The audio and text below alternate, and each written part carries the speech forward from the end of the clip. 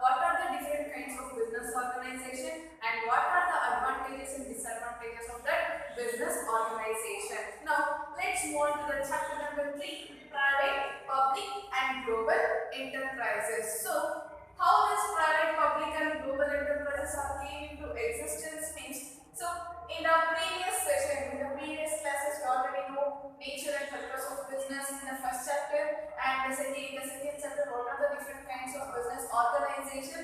So like that, the private and public and global enterprises have came into existence. So in this session, we are going to learn the one by one brief information about regarding this private, public and global enterprises. So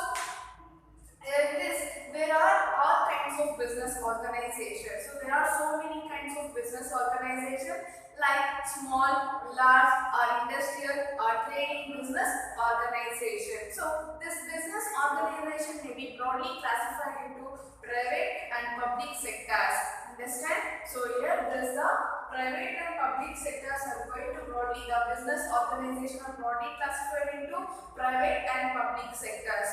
So in this Indian economy, so Indian economy is going to adopt a mixed economy. So what is a mixed economy means? Here they are going to own a privately owned and government owned business organizations are known as mixed economy. Understand? So our Indian economy is going to consist of various different kinds of business organization. So what are the business organization means? Here our Indian economy is going to consist of privately owned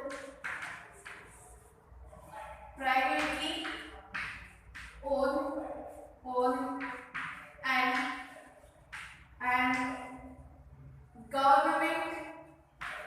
government owned sectors.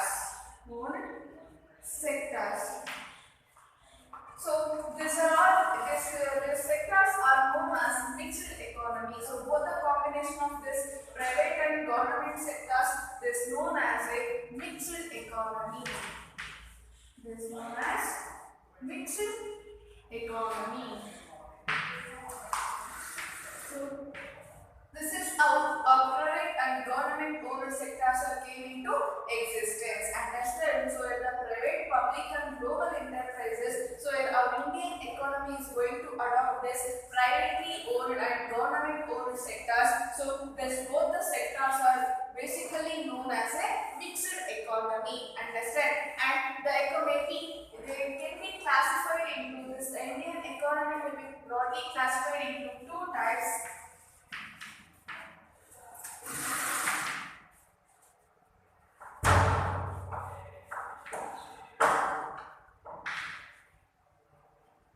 Classified into sector-wise, like the first one is private sector. First sector is private sector, and the second one is public sector. Understand? So the Indian economy, economy is basically consisted with the privately owned sectors and government owned sectors.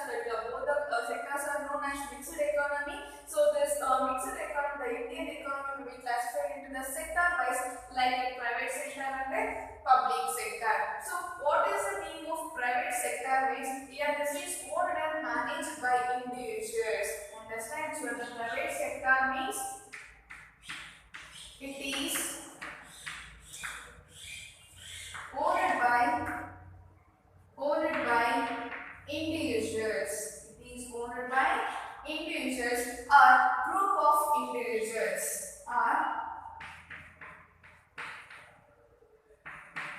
Group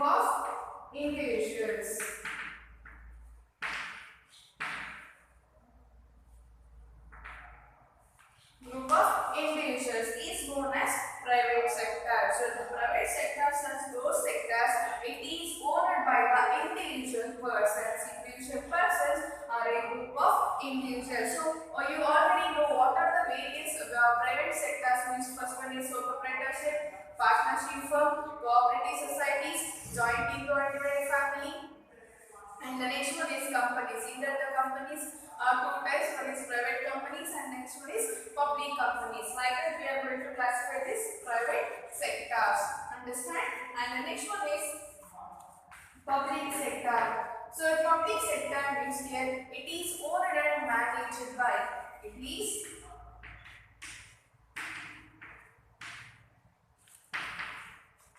owned and managed by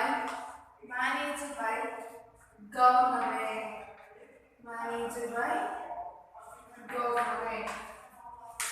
So these public sectors are those sectors it is owned and managed by government. That is known as a public sector. Understand? So who is going to control this public sector means here the Indian Parliament. Here the Parliament people are going to control this public sector. Understand? Here it is one of the part of a ministry. Here these public sectors are, it is a part of ministry. It means here the Indian Parliament, the Parliament peoples are going to control this public sectors. Understand? So here Indian economy will be classified into two sectors. That is, one is private sector and another one is a public sector. So what is private sector means here it is owned by individuals or a group of individuals. Understand? It is owned and managed by individuals or a group of individuals. So you already learned in the second chapter what are the different kinds of business organization. In the first one is the sole proprietorship. For examples or various private sectors are sole proprietorship,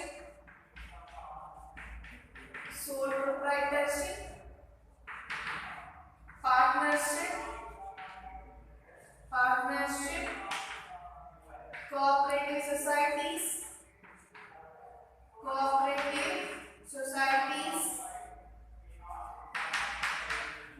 and companies,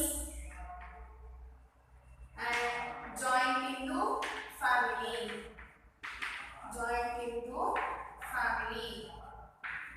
So these are the various types of various private sectors. Understand? This is known as private sector. And the next one is here the public sector. So these public sectors are those sectors where it is owned and managed by government. Here it is owned and managed by government, and here it is a part of ministry. That means here this who is going to control this public sectors means here the Parliament committee is going to control this public sectors. Understand? Here the Parliament committees are going to control this public sectors. That is known as public sector. Understand? And next one.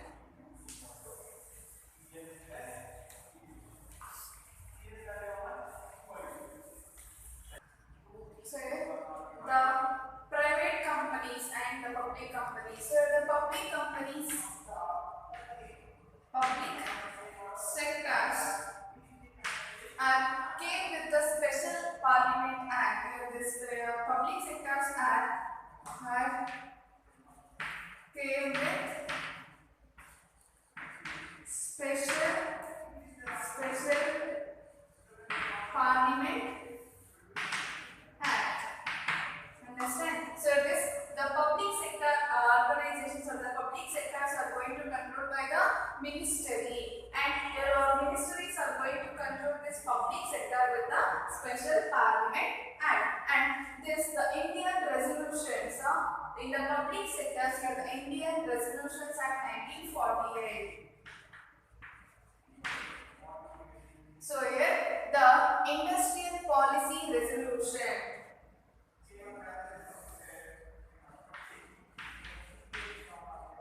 Industrial Policy Resolution Act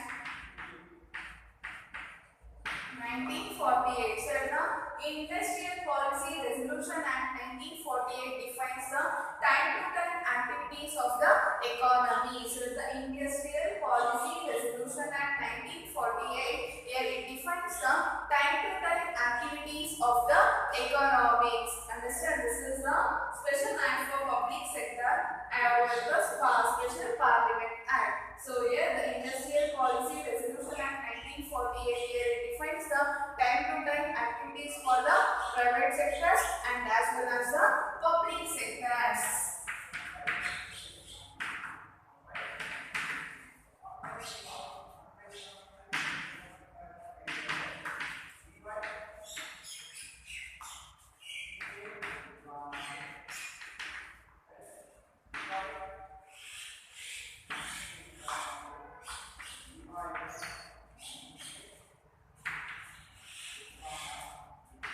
Private sectors and as well as the public sector. Understand? And later in 1991, so the 1991 the Industrial Policy Resolution Act came into existence. So again in the 1991, here they are going to make a disinvestment. So in the 1991, industrial policy was radically different from all the earlier policies. So in the 1991 Industrial Policy Resolution Act, here it is very different from other activities. So here it involves more. Here it appreciates this private and public sectors and as well as here the other countries. Here other countries are going to invest in our country. So this is a brief introduction about this private, public and global enterprises. And here Indian economy will be classified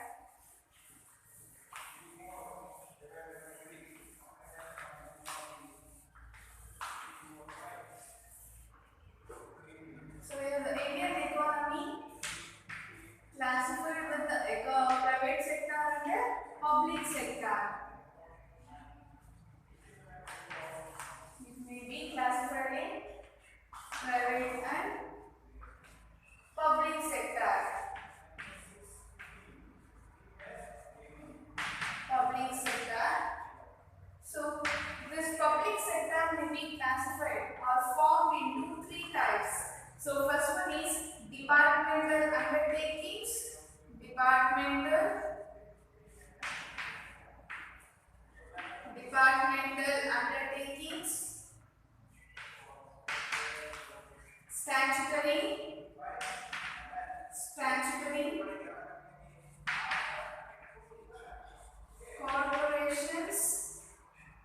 statutory, corporations and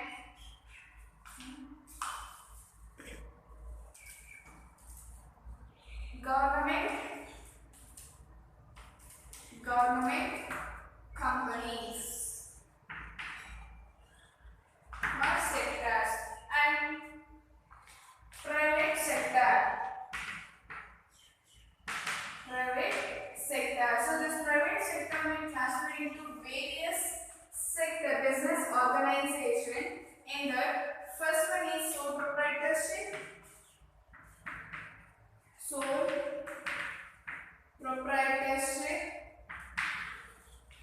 and partnership,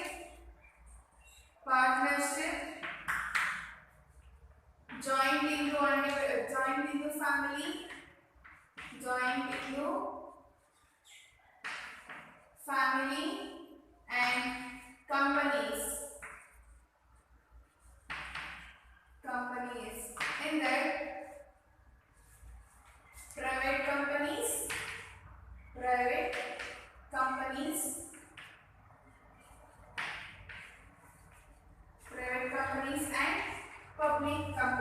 and public companies. And next one is multinational corporations.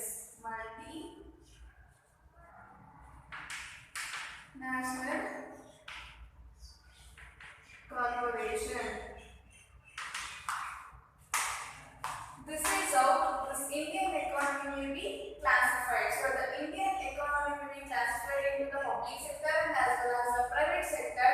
So here they are going to earn their economic activities, here they are going to earn their income levels through the public sectors and as well as the private sectors. Here the government is going to get revenue from this private and public sector. So this private public sector will be transferred into departmental undertakings, statutory and corporations and government companies, and here the private sectors will be transferred into sole proprietorship, partnership, joint into family companies. Companies will be transferred into two types. The first one private companies and the public companies, and the next one is multinational corporations. So you already know this private sectors. Now let's move on to the public sector companies. Public sectors. In the first one is departmental undertaking. So in this chapter we are going to know what is this department undertakings, meaning, features and merits and demerits, what are the uses, and statutory corporation meaning, features and merits and demerits, and as well as the government companies. Here the meaning, merits and demerits also you are going to learn in this chapter. Understand? Now we are going to learn one by one public sectors.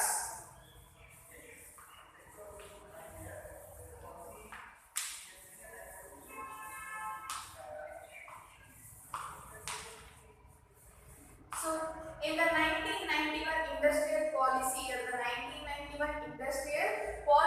and give more freedom to this private sectors and as well as the public sectors. So in that cases here the foreign countries are going to make an investment in our India. Understand? So in the public sectors, the first form of public sector is departmental undertakings. Departmental undertakings.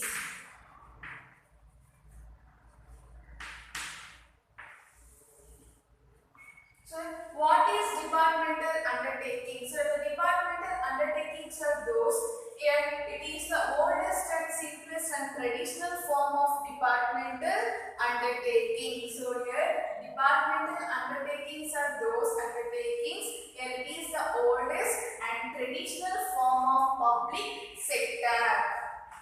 Here it is oldest and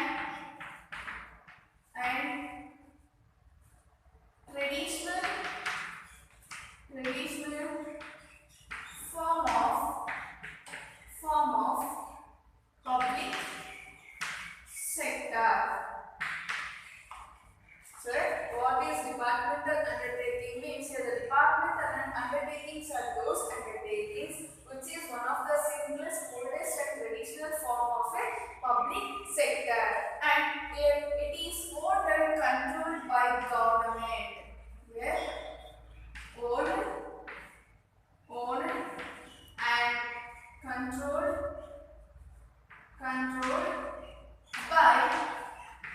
by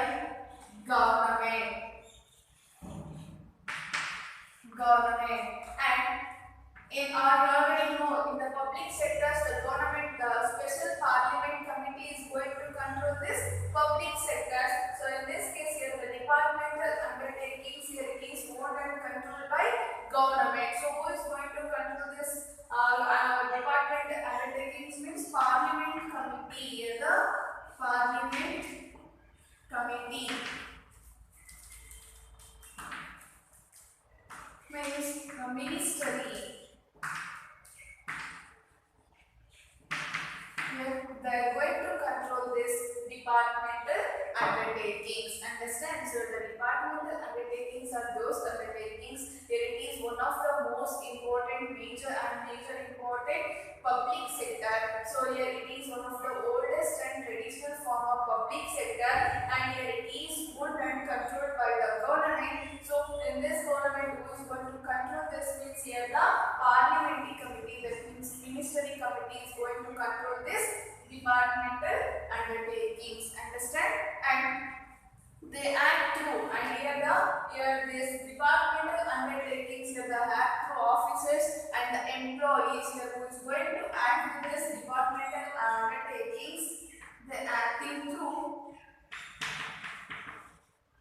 acting through officers and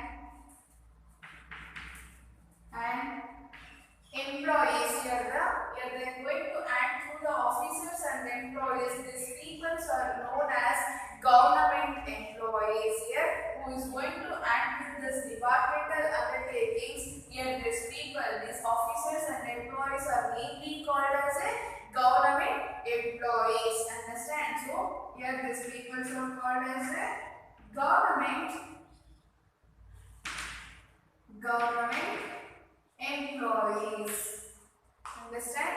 So here in this departmental undertakings, here they are going to acting through the officers and employees who is working in this departmental undertakings. These employees are popularly or basically known as a government employees. Here their fund will be directly come through the treasury. Here funds are directly come to the treasury. Understand? This is known as departmental undertakings. Means first one is here the department undertakings are those undertakings which includes the interest for the public sectors. So it is one of the simplest, oldest and traditional form of a public sector, and here it is owned and managed and controlled by a government. And who is going to control this things? Here the parliamentary committee. And without ministry, here they won't run this departmental undertakings. Without this ministry permission, here they won't take any decision. So here who is going to control this departmental undertaking means government. In that government, here the parliamentary committee, the ministry committee is going to control this departmental undertakings. And here who is going to act with this departmental undertakings? The officers and the employees are popularly known as or basically known as a government employees. Here we are going to consider these officers and employees as a government employees. Here they are going to earn their revenue. Here they are going to earn their income, or here they are going to get their salaries directly from the treasury. Understand? And whatever the revenue is here, they are going to earn, that should be included in this departmental undertakings. This is known as departmental undertakings. Now let's move on to the features of departmental undertakings.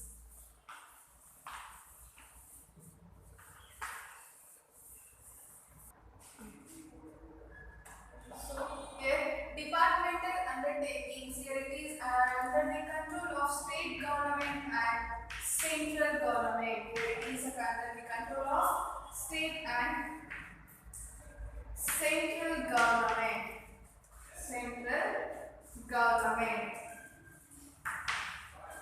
Understand? So the departmental undertakings is under the control of state and central government. And for example, for this departmental undertakings is railway,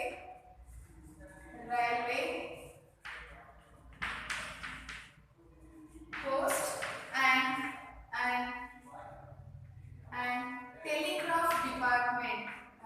telegraph department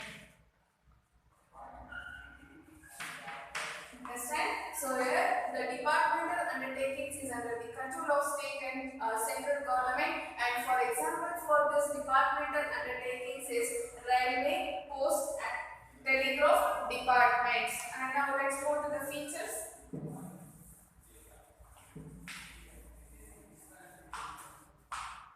So features of departmental undertakings.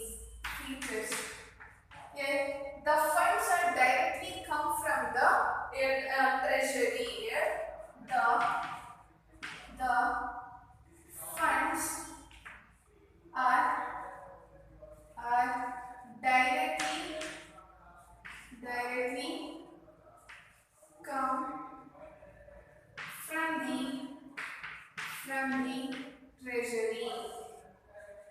Understand? So whatever the funds here they are going to get in this departmental undertakings, they that funds will be getting from this treasury. Understand? And also whatever the revenue is earned, whatever the revenue is applicable to this departmental undertakings, that will directly come or that will be paid by this treasury. So it is known as here the funds are directly come from the treasury. So once again I am going to repeat this point. So in this feature, the first most important feature is the funds are directly come from the treasury. That means here whatever the funds they are going to receive, that the funds will be received from this treasury. Understand? And whatever the funds here or whatever the revenues here they are going to earn, that will directly paid by this treasury. Understand? And the second one is here it controls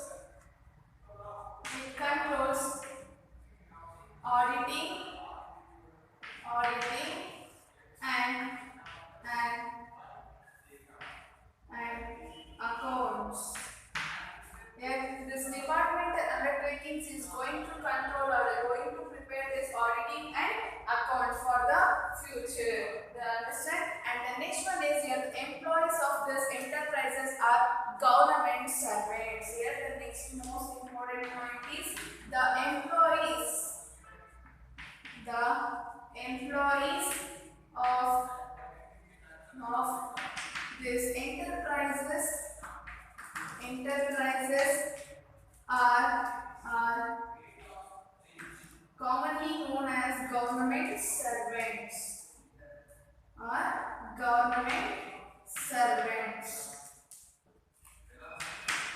So here the third most important point is here this employees, the departmental undertakings employees of this enterprise are the government servants. And the recruitment and conditions, what are the terms and conditions that will be applicable to this employees, here it is governed by this the departmental undertakings. And here who is going to appoint this employees means here the Indian Administrative Service is going to appoint this employees, departmental undertaking employees. So here the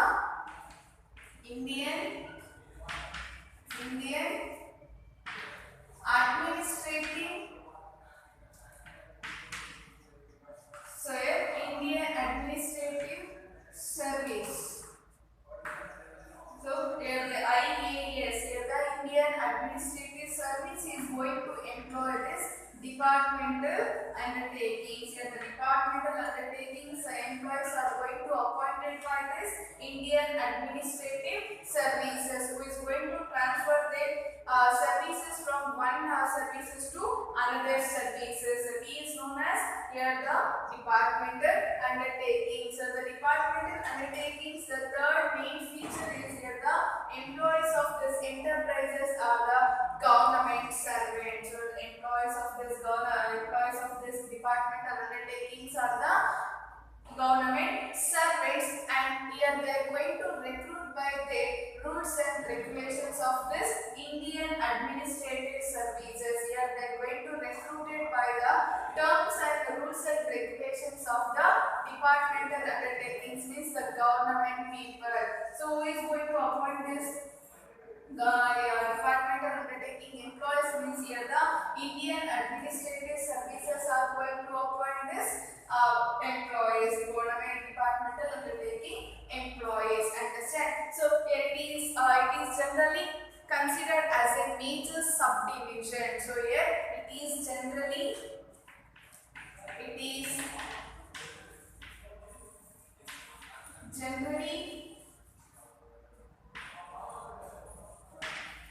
considered as a major subdivision of the work. Understand? So here the direct control of the ministry. So it is generally considered as a major division of the government, and here the government is going to control this departmental undertakings. It is one of the most important, and it is a part of subdivision of the government. Understand? And the next one is here the Ministry comes to management. Here, whatever the funds here they are going to receipt that will directly come through the treasury. Understand? These are the features of departmental undertaking. So the departmental undertaking features, the first one is the funds are directly come from the treasury. So whatever the revenue they are going to earn, or whatever the revenue they are going to pay to the employees or any other companies here, they are going to pay directly from the treasury.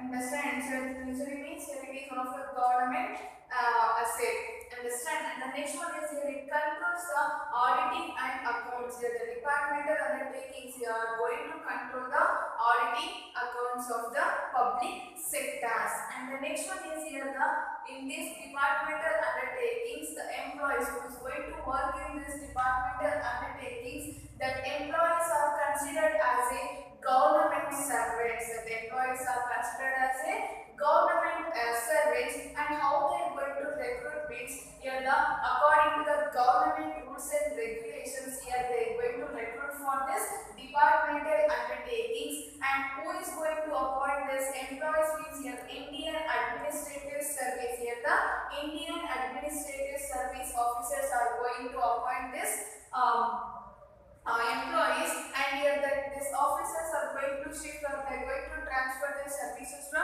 one services to another services. That means here their leadership may be changes, and their services may be changes, and their personalities may be changed. And the next one is here it is generally considered as a major subdivision. That means here it is departmental undertakings. It is one of the main part. It is one of the main part of the government. Understand? It is one of the main part of the government. And the last point is the accountable to the ministry. And here the management is directly come from the treasury. Here the last point is here they are going to accountable to the ministry, and it directly comes from treasury.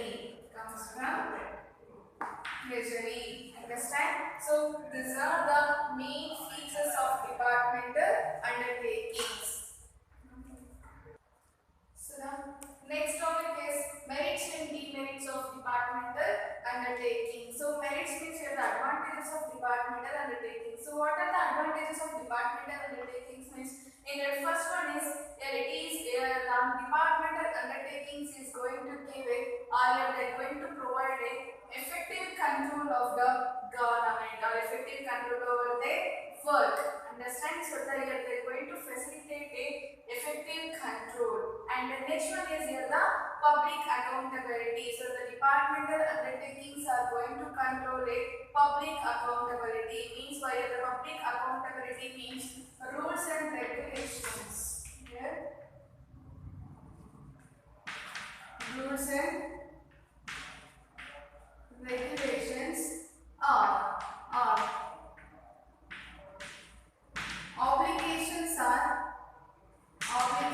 are made to general public. Obligations are made to general public. This is known as public accountability. So here they are going to control this public accountability. Means here the public sectors are only for the public.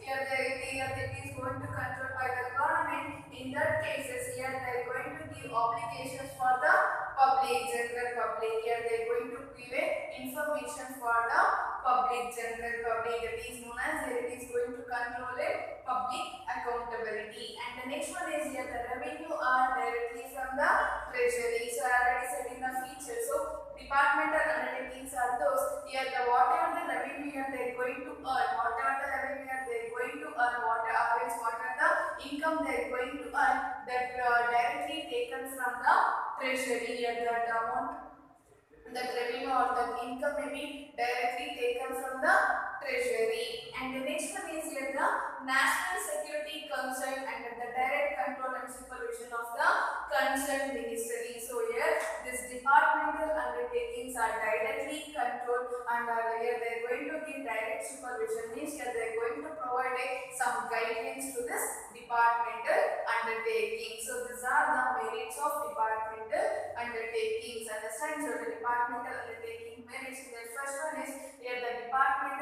undertakings are going to facilitate a effective control over this departmental undertakings. Here the government is going to control this departmental undertakings very effectively. And the next one is here it controls the public accountability. So here the public accountability means here they are going to tell that the obligations or rules and regulations to the general public. And the next one is here the revenue earned. Whatever the income earned by this departmental undertakings that directly given from the treasury.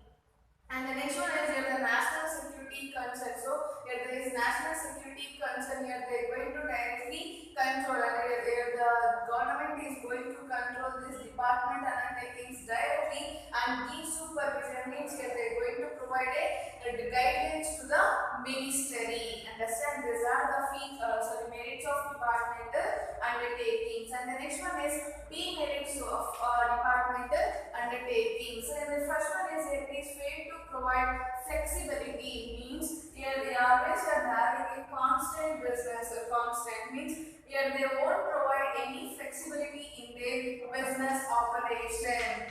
There is no flexibility in business operations.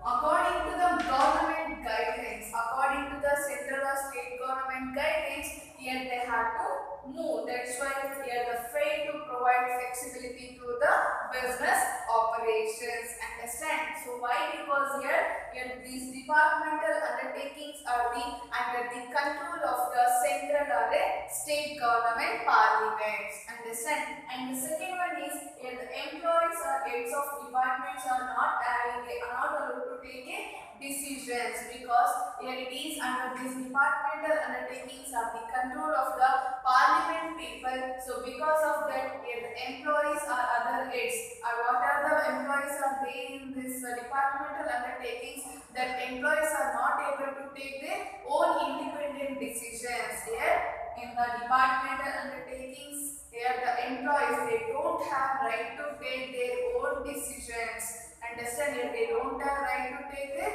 independent decisions or own decisions in this departmental undertakings. Why? Because here they are under the control of the government.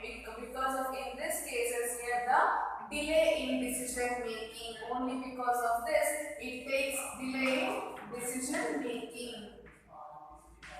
It delays in decision making. Understand? And the next one is unable to take advantages of business opportunity. So here in this departmental undertakings, here they are not having the flexibility. Flexibility means here they can't change from the one business operation to another business operation. So here they are not going to take other business opportunities, because here it is only controlled by the government according to the rules and regulations of framed by the Special Parliament Act. That act only here they have to follow. So because of that, here they don't have advantages of making the business opportunity. Here they do not move the other business operations. Understand? And the next one is there is a red tapeism. So the red tapeism. So there is a red tapeism. So the red tapeism is bureaucracy. So red tapeism or a bureaucracy. So here bureaucracy means here regulations, behavior are attitudes of the departmental undertaking. So here they have there is a red tapeism in this departmental undertaking. So another word for red tapeism is bureaucracy.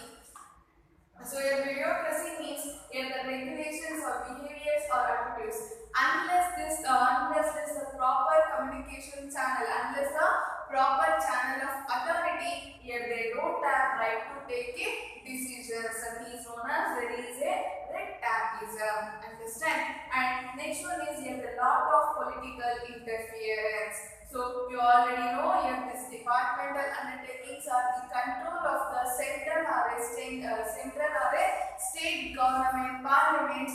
So in that cases here the political interference are more. Understand? And the next one is here the incentive to consumers. So the incentive to consumers means here they do not provide any adequate services to them. So here the incentive to consumers. So here they won't provide here because of this political interference. Because of this political interference in this departmental undertakings, here they won't provide incentive to consumers. So the incentive to consumers means here they won't provide proper services. They won't provide proper services. This is known as incentive to consumers. So once again I am going to repeat this demerits. So demerits means here it is departmental undertakings are failed to provide flexibility because here they constant only for the one business operation. So in that cases here they won't give any flexibility for the other business operations. And the next one is here the employees in this departmental undertakings here it is controlled and owned and managed by the government through the parliament. In that cases here the employees and other departments don't have right to take their own and independent decisions. Understand? So because of that it delays in decision making. And the next one is here it is unable to take advantages of the other business opportunities. If they get any other business opportunities, it is not possible to make. Understand? And the next one is there is a red tapeism. So here the red tapeism means here it is for the red tapeism. Another word is bureaucracy. Bureaucracy means here the regulations, behaviors or attitudes. Means here they don't have in the day-to-day activities of this departmental undertakings unless the proper channel of authority. Here they don't have a right to take a decision. So it is known as red tapeism. And the next one is lot of political interference. So the lot of political interference means in this departmental undertakings here it is controlled by the parliament people. So the parliament committee are going to control this departmental undertakings. In the cases in the business operations here the lot of political interference may be more. Understand? And the next one is here the incentive to the consumers. So in this departmental undertakings here they won't provide any incentive to consumers. Why? Because of this political interference here they won't provide proper services to the consumers. Understand? So I hope all of you understood this departmental undertakings meanings and features, merits and demerits. So this departmental undertakings under the control of the central and the state government. Here it is owned and managed by the government. Understand? It is owned and managed by the government. For example, for this department undertakings is railways, post and telegraph departments. So I think all of you understood features, merits and demerits. So in the next session we are going to learn next public sector, that is statutory corporation. In that you are going to learn meaning, features and merits and demerits. I hope all of you understood this concept. Now in the next session we are going to start with the new concept. Thank you.